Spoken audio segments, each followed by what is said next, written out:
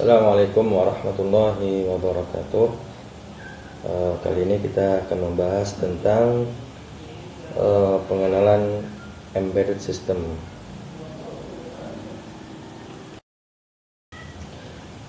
Embedded system atau yang sering disebut sistem tertanam adalah kombinasi antara perangkat keras dengan perangkat lunak.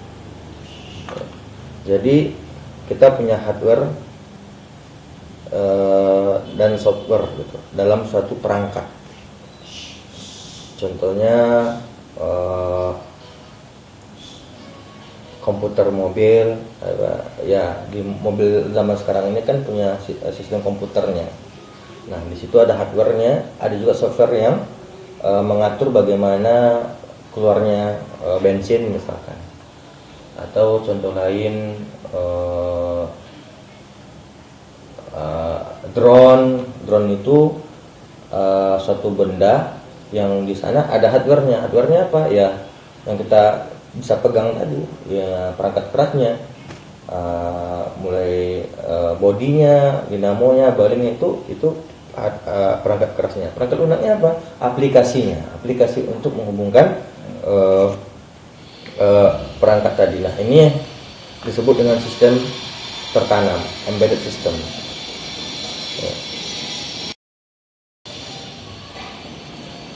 Nah dulu awal-awal pertama embedded system ini ditemukan, mereka menciptakan Apollo Guidance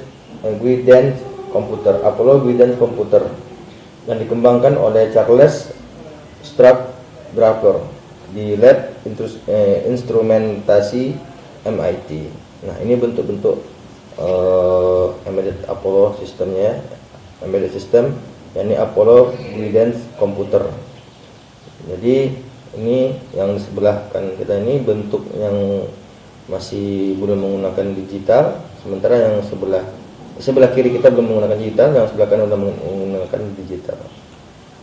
Ini yang sudah perkembangan terbarunya. Nah jenis-jenis embedded system. Yang pertama ya ini standalone, ya, disebut sistem tertanam yang berdiri sendiri.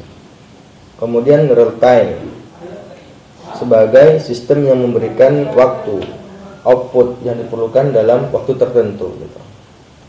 Kemudian networked, berupa jaringan untuk mengakses sumber daya. Kemudian mobile, sistem yang digunakan dalam perangkat tertanam portable.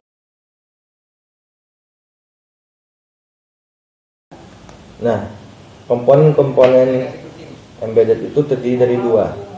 Yang pertama, komponen perangkat keras. Yang kedua, komponen perangkat lunak. Komponen embedded system yang terdapat pada perangkat keras, yakni pertama sumber daya listrik, contohnya baterai. Kedua, prosesor. Prosesor ini adalah otak dari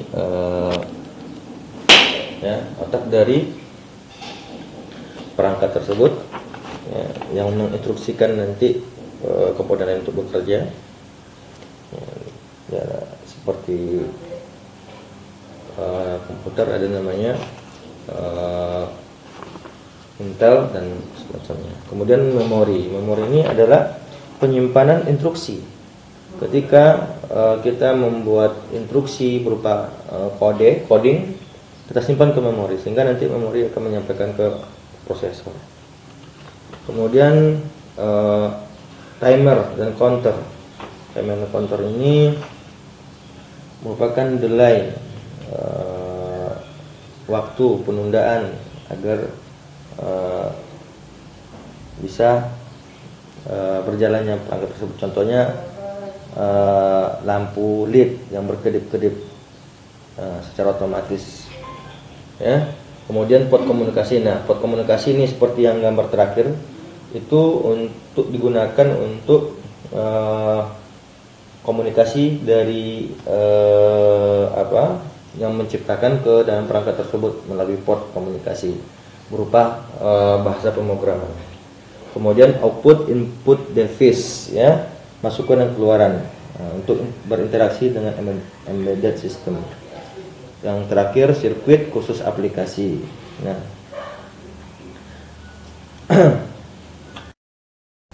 adapun komponen embedded system yang terdapat dalam perangkat lunak antara lain assembler,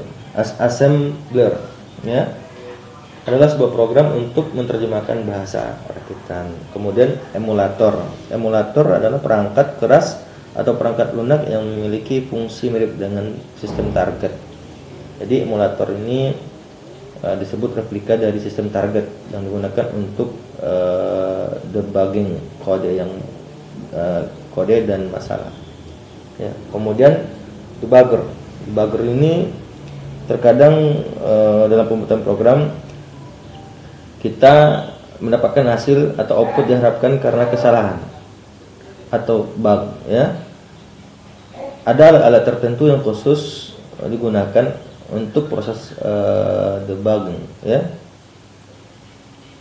Dengan alat-alat tersebut kita bisa mengontrol, mengalirkan dan mendaftarkan nilai untuk mengidentifikasi masalah. Jadi debugger ini fungsinya untuk melihat sistem-sistem mana yang error. Kemudian compiler ini merupakan perangkat lunak, alat perangkat lunak yang mengubah suatu bahasa pemrograman menjadi kode, ya, menjadi coding, ya, sehingga mesin tersebut memahaminya. Inilah komponen-komponen perangkat lunak. Demikian dulu. Akhir kalam, saya ucapkan assalamualaikum warahmatullahi wabarakatuh.